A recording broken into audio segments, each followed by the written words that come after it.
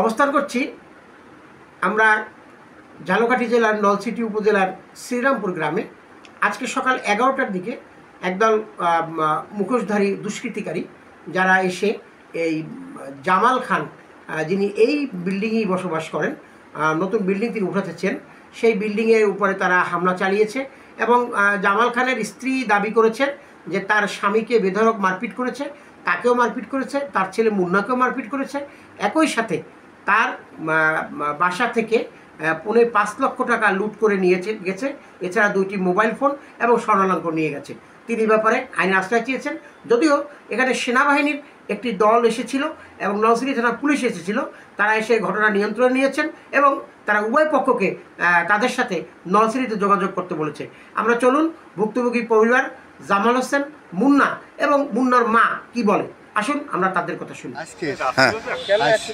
আজকে রয়েছে আমার ভাই শাহ আলম খান, অনেক গুন্ডা ফান্ডা লেগেছে, নাসির, এরপর জাহিদ খা, নাসির খা, এরপর আরও প্রায় 150 লোক লইয়া আইয়া আমাকে মাইকদের করিয়া আমার ভাই এই শ্রীরামপুর বাজারের আড়ার জায়গা দিয়ে গেছে, হের জায়গা ছিল সব আড়ে দিয়ে গেছে।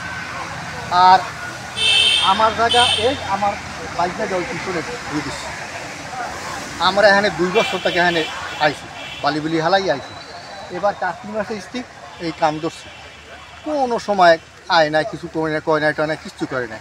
কিন্তু এই পশু আইয়া এই শুরু আসছে, পশু আইয়া হ্যাঁ বিল্ডিং করতে পারবি না, এটা পারবি না, ওটা পারবি না, হ্যান পারবি না, ত্যান পারবি না, এই। আচ্ছা, এখন আপনি কি চান? এখন তো বিশ্বাস চাই, কঠোর বিশ্বাস চাই। এ ব্যাপারে আপনার প্রশাসনকে জানাইছেন? হ্যাঁ, প্রশাসন আইয়া হেরার দেখি। নাম কি? আমার নাম মোহাম্মদ মুন্না খান। আপনার পিতার নাম? জামাল খান।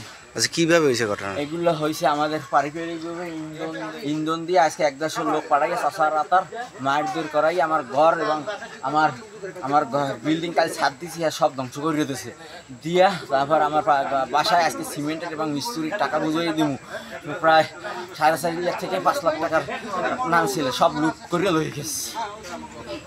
পরশুদিন আমার বাসু শাহ আলম খাইরে পাঠাইছে। শাহ আলম খার সাথে 80 সালেই আমাদের ভাগবাটারা শেষ।